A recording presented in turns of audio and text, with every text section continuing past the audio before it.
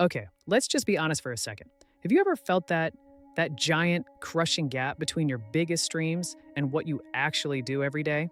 Well, stick with me because in the next few minutes I'm going to reveal a secret about why you feel so stuck, and I promise it has absolutely nothing to do with you being lazy. Let's dive in. You know the feeling, right? You've got these huge life-changing goals in your head. You can practically see the person you want to become. But then when it's time to actually do something, poof, nothing.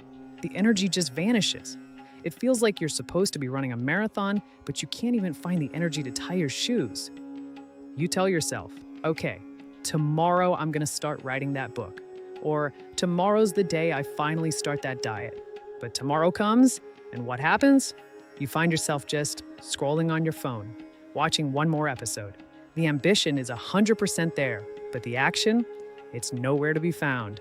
So, what is going on here? And this is where our brains go, isn't it? We start beating ourselves up. Why can't I just do it? I must be lazy. I guess I just don't have the willpower. But what if I told you that's the completely wrong question? What if the real answer has nothing to do with a personal flaw? Okay, lean in for this because this is the most important thing you're going to hear today. The problem is not you. It's not a character flaw. You are not lazy. What you're actually fighting is something way, way older and a whole lot more primal.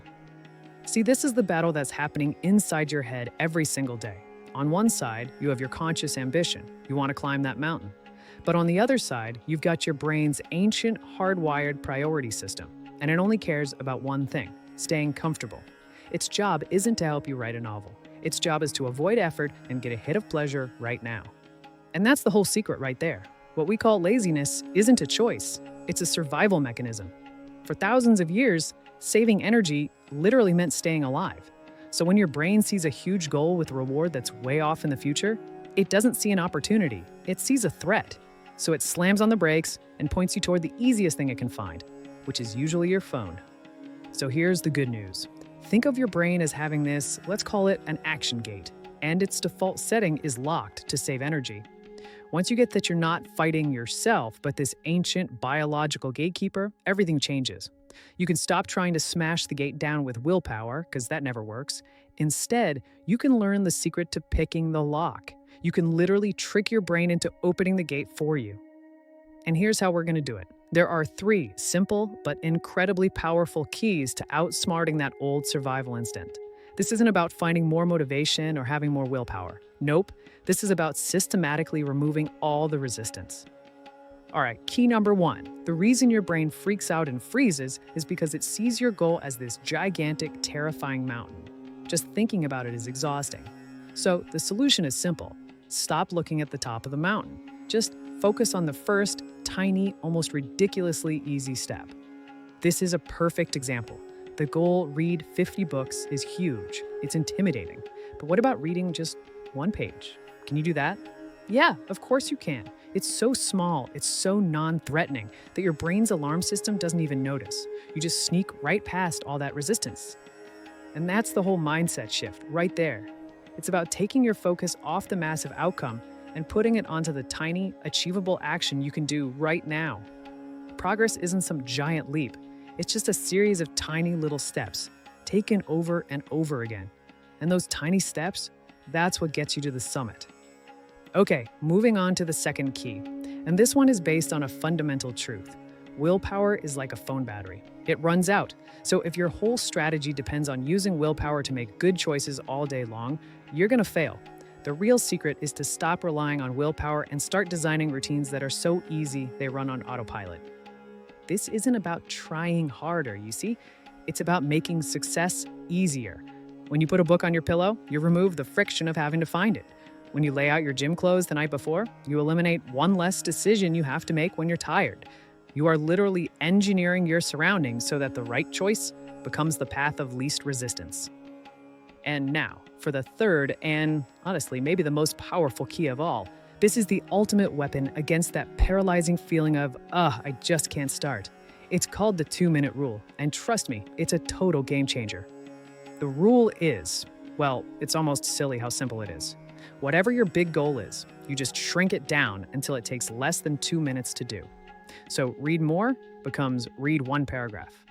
get in shape becomes put on my running shoes and walk out the door. That's it.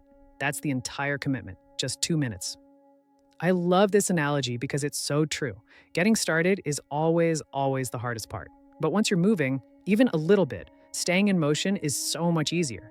The 2-minute rule is designed purely to give you that first difficult push. And what you'll find is that most of the time, once you've read that one page or put on those shoes, you'll just keep going.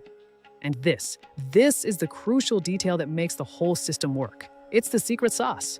When you finish your 2 minutes, you have to celebrate. I'm talking a tiny little victory lap. That first sip of coffee, putting on your favorite song, that's not a reward for finishing the workout. No, it's a reward for starting. You're basically hacking your own brain's reward system, training it to associate pleasure with the act of starting. And that's what makes it crave doing it again tomorrow. So really, this whole system just comes down to a simple shift in how you think. You have to stop chasing perfection and just start celebrating progress. You're gonna have bad days, you're gonna miss a day, it doesn't matter. That's part of it. The goal isn't to be perfect, it's to get really good at starting again. Just remember, every single expert you look up to, they all started with one small, imperfect step. I want you to really picture this. Your biggest, most ambitious dream isn't some giant bonfire you have to build in one go. Right now, it's a tiny, fragile flame. And every small action you take, reading that one page, writing that one sentence, is like adding a single small piece of kindling to it. At first, yeah, the fire is small. You can barely feel the heat. But if you just keep feeding it day after day with these tiny, almost effortless actions, it will grow. It'll get stronger, it'll become stable, and eventually it'll become an unstoppable bonfire. So my question for you is, what tiny piece of fuel will you add to your fire today? Right now, you might be feeling a little spark of inspiration, an idea that first, tiny step you could take. The absolute biggest mistake you can make right now is to just let that feeling fade. The secret is to capture that momentum, no matter how small it feels, and turn it into an immediate physical action. So let's not let that spark die out. Let's turn it into an action right now, together. First things first, hit that subscribe button. Seriously, do it now. It's a tiny 2-second action that tells your brain, hey, I'm serious about this. Second, use that 2-minute rule and drop a comment below with the one tiny fire you're going to feed today. Just by writing it down, you make it real. And finally, share this with just one person you know who feels stuck. Teaching is the best way to learn, and you might just give someone the key they've been looking for.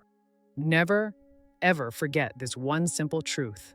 Every great thing ever built, every masterpiece ever created, every empire, it all started with one single, small, almost laughably insignificant step.